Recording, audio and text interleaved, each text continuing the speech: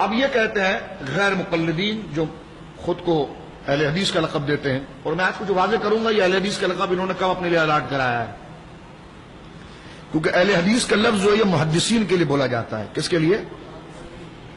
یہ چند کتابیں میں لایا ہوں اپنے سامنے، وقت میرے پاس رہا تو اس میں سے چند حوالے آپ کو بتاؤں گا کہ اہل حدیث کا لفظ موسیٰ لائن میں جو چیخ چیخ کا آمین کہہ رہا اس کو نہیں کہتے، اور اس نے جو اپنی سارے مسلمانوں کے درمیان اپنی ایک ٹانگ پر کھڑے ہو کر ایک راہ نکال لی کہ نہیں ہم یہ کہتے ہیں سارے مسلمان 20 رکعت پڑھ رہے ہیں یا 8 رکعت پڑھ رہے ہیں، اس کو کہا جی 8 رکعت کیوں پڑھ رہے ہو؟ تو جی حدیث سے ثابت ہے۔ کون سے حدیث سے ثابت ہے؟ تو کہا جی بخاری سے ثابت ہے۔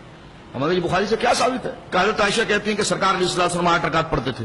ہم نے کہا شرم کرو، جھوٹ مت بولو، صحیح پڑھو، حدیث کیا ہے؟ کہ یہ حدیث یہ ہے کہ رسول اللہ صلی اللہ علیہ وسلم 11 رکعت پڑھتے تھے رمضان میں اور رمضان کے بعد۔ تو ہم نے کہا یہ 8 رکعت کہاں سے آ گئی؟ کہنے کہ جو 8 تراویح ہو گئی ہے اور 3 جو وتر ہو گئی ہے۔ میں نے کہا پوری زندگی تو تم 1 وتر پڑھتے تھے، اور حنفی جب 3 رکعت وتر پڑھے تو تم ہم پر اعتراض کر دیتے تھے۔ اب کیا بات آ گئی کہ تم 11 کی حدیث کو اپنے مطلب کے طرف لانے کے لیے وہ 8 کو تم تراویح بنا رہے ہو، جبکہ وہ 8 تہجد ہے۔ 8 کیا ہے؟ اور اس کا تہجد ہونا اس اعتبار سے محقق ہے کہ میری ماں حضرت عائشہ کہہ رہی کہ سرکار رمضان اور غیر رمضان میں 11 پڑھتے تھے۔ تو رمضان میں تو تراویح ہوتی ہے، رمضان کے بعد تو تراویح نہیں ہوتی نا، لیکن تہجد رمضان میں بھی ہوتی ہے، رمضان کے بعد بھی ہوتی ہے۔ تو دراصل وہاں پر ذکر تہجد کا ہے کہ سرکار رمضان اور غیر رمضان میں 11 رکعت پڑھتے تھے۔ تو 8 رکعت ہو گئے کس کے؟ تہجد کے، اور 3 رکعت ہو گئے وتر کے۔ تو یہ 3 رکعت وتر پر مسئلہ کے احناف ثابت ہو گیا کہ جناب 3 رکعت وتر جو ہے یہ مشروع ہے۔ 1 رکعت جو وتر پڑھتے ہیں غیر مقلد، ہاں اگر کوئی مقلد پڑھے تو ہم اس کو کچھ نہیں کہتے، غیر مقلد پڑھتا ہے تو اس پر جرح اس اعتبار سے کی جائے گی کہ جناب تو نے تو سواد اعظم کو چھوڑ کر یہاں سے تو نے چوریاں کی ہے، کچھ امام شافعی سے چرایا، کچھ یہاں سے چرایا، کچھ وہاں سے چرایا، اور چرایا بھی کچھ نہیں، چرایا بھی اس انداز میں ہے ہمیں کہتے ہیں کہ تم محض مقلد ہو، کہ تمہیں جو مسئلہ پوچھنا ہوتا ہے تم حنفیوں سے ہی پوچھتے ہو، بس تحقیق کسی عالم کے علم پر اعتماد کرنا ہے تو ٹھیک ہے، لیکن کچھ باتیں امام شافعی سے لے لو، کچھ امام محمد سے لے لو، کچھ امام مالک سے لے لو، تقلید کو مانو لیکن شخصی تو نہیں مانو۔ ہم نے کہا کہ اس وقت ہے نفس پرستی کا دور، اگر تقلید شخصی کا فتویٰ نہ دیا جائے تو پھر بندہ کئی مخمصوں میں مبتلا ہوگا، اور اپنی کچھ لوگ ایسے بھی نکل آئیں گے جو اپنی بھڑاس نکالنے کے لیے کئی باتیں کریں گے، اس لیے کہ جو چیز احناف کے نزدیک ناجائز ہے وہ شوافی کے نزدیک کسی طریقے سے جائز ہو جاتی ہے، تو وہ کہیں پر اپنی گرفت تو دے گا ہی نہیں، تو لہذا ایک ایشو پر لانے کے لیے، ایک مرکز پر لانے کے لیے تقلید شخصی کو رکھا گیا۔ اور ہم ان سے پوچھتے ہیں کہ تم بھی تو اپنے عمل کو نہ چھپاؤ، جب تمہارے سے ہم سوال کرتے ہیں تمہارے کسی بندے سے کہ جناب بتاؤ یہ مسئلہ ہے تو اس مسئلے کی کیا دلیل ہے، تو تمہارا بندہ بھی امام شافعی کی کتاب نہیں اٹھاتا، وہ فتاوی نظیریہ اٹھاتا ہے، فتاوی اہل حدیث اٹھاتا ہے، فتاوی سلفیہ اٹھاتا ہے، تو تم بھی تو کوئی حنفیوں کی کتاب نہیں اٹھاتے، اٹھانے پہ تو تم بھی تو اپنے گھر کی ساری کتابیں اٹھاتے ہو، تو لہذا مقلد تو میرے تم بھی ہوئے نا، سمجھ رہے میری بات؟ جو عقلی جواب بنا ہے۔ تو اجماع کو چھوڑتے ہیں، اکثریت کو چھوڑتے ہیں، اور اکثریت کو چھوڑ کر ہٹتے ہیں، اس وجہ سے یہ ساری باتیں کھڑی ہوتی ہے۔ میں ذرا تراویح کے مسئلے کو 2 لفظوں میں کلیئر کر دوں، پھر دوبارہ اس موضوع کی طرف میں آتا ہوں۔ اب یہ تراویح 8 رکعت ہیں۔ 8 رکعت کس اعتبار سے؟ جی بخاری کی حدیث سے کہ سرکار علیہ الصلوۃ والسلام رمضان اور غیر رمضان میں 11 پڑھتے تھے، تو ہم نے کہا 8 تو یہاں نہیں لکھا ہے، تو 11 لکھا، تو کہا بتاتے ہیں نا ابھی وہ 11 8 کیسے ہوگی؟ تو ہم نے کہا جی بتائیے وہ 11 8 کیسے ہو جائے گی؟ تو کہنے کہ وہ 8 ہو جائے گی تراویح، اور 8 3 بولے 11، تو وہ 3 ہو جائے گی وتر۔ تو ہم نے کہا یہاں تو 2 اعتراض قائم ہو رہے ہیں، وہ تو ایک یہ ہے کہ ایک تو آپ پڑھتے ہو 1 رکعت وتر، اور یہاں آج آپ پڑھ رہے 3، بولے نہیں ہم رمضان میں کبھی کبھی 3 بھی پڑھ لیتے ہیں۔ ہم نے کہا سبحان اللہ، یعنی اپنی بات کو پورا کرنے کے لیے سال کے 11 مہینے یہ فتویٰ دیتے رہے کہ جناب 3 رکعت کا کوئی ثبوت ہی نہیں ہے، اور ہم سے مناظرے کرتے رہے، مباحثے کرتے رہے کہ 3 وتر کا کوئی ثبوت ہی نہیں ہے، لیکن آئینہ انہیں دکھایا تو برا مان گئے۔ تو آپ دیکھیں کہ جب یہ حدیث پاک سامنے آئی تو کہتے کہ جناب نہیں ہم کبھی رمضان کے اندر 3 رکعت بھی پڑھ لیتے ہیں۔ ایک بات، چلو یہ تو مسئلہ چھوڑیں، اب آپ یہ کہہ رہے ہیں کہ جناب 8 رکعت تراویح ہے، جبکہ یہ بھی درست نہیں ہے، اس لیے کہ حضرت عائشہ کہہ رہی ہیں کہ سرکار رمضان اور غیر رمضان میں یہی معمول رکھتے تھے۔ تو رمضان کے اندر جو ہے، توجہ چاہتا ہوں، رمضان کے اندر تو تراویح ہوتی ہے، رمضان کے بعد تو تراویح نہیں ہوتی، جبکہ تراویح خاص ہے رمضان کے ساتھ، اور تہجد عام ہے رمضان اور غیر عام میں رمضان میں۔ تو حضور علیہ الصلوۃ والسلام سے سیدہ عائشہ کہتی ہیں کہ سرکار رمضان اور غیر رمضان میں 11 رکعت پڑھتے تھے، تو دفعتاً بچہ بھی اس بات کو سمجھے گا کہ یہ تراویح نہیں ہے، یہ تہجد ہے۔ اب اس پر ایک اعتراض کرتے ہیں، کہتے ہیں نہیں تہجد و تراویح ایک ہی ہے، تیسرا اعتراض ان کا کیا آتا ہے؟ تہجد اور تراویح بولے نا، تہجد اور تراویح ایک ہی ہے. اور میں نے کہا پھر تو یہ بحث کا لمبا دروازہ کھل جائے گا. اور یہ بقول شاعر کے کہ الجھا ہے پاؤں یار کا زلفے دراز میں، لعاب اپنی دام میں صیاد آ گیا، کہ اگر تراویح اور تہجد ایک ہی ہے تو پھر دیکھیں کہ تہجد پہلے ہوئی ہے تراویح پہلے ہوئی ہے حکم کے اعتبار سے، جبکہ حکم یہ بتا رہا ہے کہ اب تہجد کی مشروعیت نبی پاک پر مکے میں ہوئی ہے اور تراویح جو ہے وہ مدینہ منورہ میں ہوئی ہے. تو مقدم جو ہے ایک ہے مقدم، ایک ہے مؤخر. تو مقدم اگر مؤخر کے ساتھ مل جائے تو یہ ہو سکتا ہے، لیکن مؤخر مقدم کے ساتھ مل جائے تو یہ تو قاعدہ باطل ہے. یہ کیسے ہو سکتا ہے کہ ایک چیز پہلے الگ سے عبادت بنی ہے، دوسری بعد میں الگ سے عبادت بنی ہے، دونوں کے وقوع کے مراحل الگ ہیں، دونوں کی ادائیگی کے طریقے الگ ہیں، دونوں کی ادائیگی کے شرائط الگ ہیں، دونوں کے ادائیگی کے موسم الگ ہیں.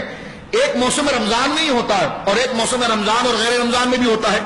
ایک کے لیے نیند شرط ہے، دوسرے کے لیے نیند شرط نہیں ہے. تو یہ کتنا بڑا فساد ہے کہ اگر یہ کہہ دیا جائے کہ تہجد اور تراویح ایک ہوتی ہے. تو حضرات گرامی کوئی بھی لغت آپ اٹھا کر دیکھیں اور شریعت کی اس طرح کی کوئی بات آپ دیکھیں تو وہاں پر یہ بات واضح ہوتی ہے کہ جناب تراویح ایک الگ مستقل عبادت ہے اور تہجد ایک الگ مستقل عبادت ہے. تہجد سید عالم صلی اللہ علیہ وسلم کو سورہ مزمل کے تحت دے دی گئی کہ یا ایھا المزمل قم اللیل الا قلیلا. اس حدیث آیت کریمہ کے تحت اس کی مشروعیت ثابت ہوگی. سرکار علیہ الصلوۃ والسلام نے تہجد کو کبھی ترک نہیں کیا، پوری زندگی رکھا. بعض علماء اس بات کے قائل ہیں کہ حضور پر 6 نمازیں فرض کی گئی ہیں، ایک 5 نمازیں یہ اور چھٹی تہجد، یعنی تہجد کو حضور نے اس قدر لازم کیا ہے کہ اس کا کبھی ترک نہیں کیا. اور جبکہ تراویح ایسی ہے جس کو حضور نے 3 دفعہ پڑھا، 3 دن پڑھا پھر چھوڑ دیا، اور چھوڑنے پر حضور یہ فرماتے ہیں کہ میں اسے اس لیے نہیں پڑھ رہا ہوں کہیں تم پر فرض نہ ہو جائے. تو اس کی تاریخ و فلسفہ اور ہے، اس کی تاریخ و فلسفہ اور ہے. تو یہ کتنا بڑا دجل اور فریب ہے کہ تراویح اور تہجد کو ایک کہا جائے. اگر میں خود تقریر کروں تو پورا ٹائم اسی پر نکل جائے گا. سمجھ رہے میری بات؟ اب اہل حدیث ہے، یہ ہوتا ہے اجماع سے انکار کی پھٹکار، اجماع سے انکار کی پھٹکار. جو قرآن کہتا ہے کہ ایمان لاؤ جیسے اکثریت لائے تو نہیں مانتے ہیں، ایک بات. اور دوسری بات میں کہتا ہوں کہ چھوڑو، یہاں پر ہماری بات سنو. کسی عبادت کا نام جب اس پر رکھا جاتا ہے، کسی عبادت کا نام کسی نام پر رکھا جاتا ہے تو نام اور اس عبادت میں تعلق ہوتا ہے، جس کو کہتے ہیں اسم بمسمى. اسم با، اب دیکھیں نماز کو صلاۃ کہتے ہیں، نماز کو صلاۃ کہتے ہیں. صلاۃ کا لغوی معنی دعا ہے، لیکن یہ کہ نماز بھی مناجات ہے، ایک دعا ہے. بعد میں ہوئیت قضائیہ کے اعتبار سے الگ معنی اس کا ہوا، لیکن وہ لغوی معنی اس میں پایا جا رہا ہے. جو لغوی معنی ہے، جو اصل معنی وہ پایا جا رہا ہے کہ نماز بھی ایک مناجات ہے، اللہ کے حضور دعا کی ایک قسم ہے. نماز جنازہ کو دیکھ لیں، عام نمازوں کو دیکھ لیں، وہ معنی اس میں پایا جا رہا ہے.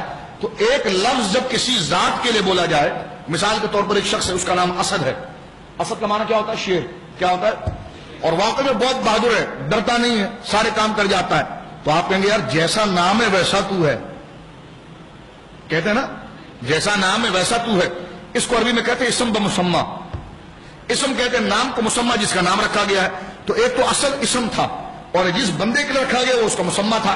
تو اسد کا معنی شیر ہے. اب وہ شیروں جیسے ہی سارے کام کرتا ہے، ڈرتا نہیں ہے، دلیر ہے، بہادر ہے، تمام معاملات کو درستگی کے ساتھ کرتا ہے، تو کہا جاتا ہے تو واقعی میں شیر ہے، تیرا نام تو بالکل تیری شخصیت کے اعتبار سے رکھا گیا ہے. تو یہ وہ حقیقت ہے کہ یہ تو میں ایک فرضی مثال آپ کو سمجھانے کے لیے بہت نشا کر دی ہے.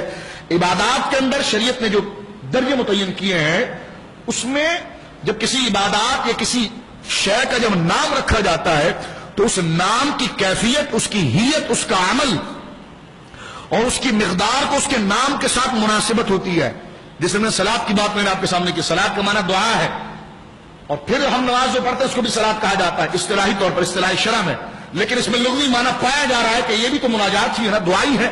اسی طرح تراویح، اب ہم 20 رکعت پڑھیں یا 8 رکعت پڑھیں، اس کو ایک طرف رہنے دیں آپ. رمضان میں ہم فرض نمازوں کے بعد عشاء کے تراویح پڑھتے ہیں، جو نماز پڑھتے ہیں اس کو ہم کیا کہتے ہیں؟ اب اس کو تراویح کہا جا رہا ہے، تہجد نہیں کہا جا رہا. کوئی بھی نہیں کہتا کہ ہم تہجد پڑھ رہے ہیں، تراویح پڑھ رہے ہیں. اب تہجد کہیں گے تو تہجد کے اندر ایک معنی جد و جہد کا ہے کہ سو جاؤ پھر اٹھو، پھر اٹھنے کے بعد مشقت کر کے پھر کھڑے ہو جاؤ. تو جہد کا معنی اس میں آ رہا ہے، محنت و مشقت کا معنی اس میں آ رہا ہے. تو اس اعتبار سے اس کا نام، ایک لغوی اعتبار سے اس کا معنی اس میں پایا جاتا ہے. تہجد کے اندر بڑی جہد و مشقت اس میں کرنی پڑتی ہے. اور تراویح کو تراویح کہتے ہیں، آخر اس کی وجہ کیا ہے؟ تو تراویح کا واحد ہے ترویحتن، آرام کرنا. کیا معنی ہے؟ کیا ہے؟ ترویحتن مانے آرام کرنا، تھوڑا صبر کرنا، تھوڑا چین لے لینا، راحت پانا. تراویح راحت، راحا ہاں اس کا مادہ اشتقاق بنتا ہے. اور ترویحتن، اب آپ دیکھیں تراویح راحت، راحاتا اس کا مادہ اشتقاق ہے، اسی سے آ کر ہی آگے تراویح پڑھ رہا ہے. اور اس کا واحد جو تراویح جو ہے یہ جمع کا صیغہ ہے، جمع ہے. اور عربی زبان میں جمع کا اطلاق دو پر نہیں تین پر ہوتا ہے. عربی میں ایک کو کہتے ہیں واحد، دو کو کہتے ہیں اثنان، اور تین کا جو اطلاق ہوگا گنتی کے اعتبار سے نہیں، جمع کے اعتبار سے. تو ایک کو تو ایک کہیں گے، دو کو تثنیہ کہیں گے، تیسرے کو جمع کہیں گے. اور ہمارے دیگر اور زبانوں میں ایک کے بعد دوسری چیز جمع پر اطلاق کرتی ہے. عربی کے اندر ایک کو ایک کہا جائے گا، جو دو ہو گئی، ایک بندے کھڑے ہیں تو ایک، دو، جب دو ہو گئے تو دو کو تثنیہ کہہ دیا جائے گا. اور تین ہو گئے تو عربی میں جمع کا اطلاق تین سے شروع ہوتا ہے. کس سے؟ اب اس مفہوم کو سن کر آپ ذرا دیکھیے، میں حضور غزالی زماں کا قول یہاں پر رکھنا چاہتا ہوں کہ تراویح جمع ہے. تراویح اب جمع ہے تو اس میں تین ترویح ہوں گے، ترویحتن ترویحتن ترویحتن، ترویحتن ترویحتان تراویح. ٹھیک ہے؟ ترویحتن ایک آرام، ترویحتان دو آرام، تراویح پھر جا کے جمع بنے گا. اب اگر 8 رکعت تراویح ہوتی بقول تمہارے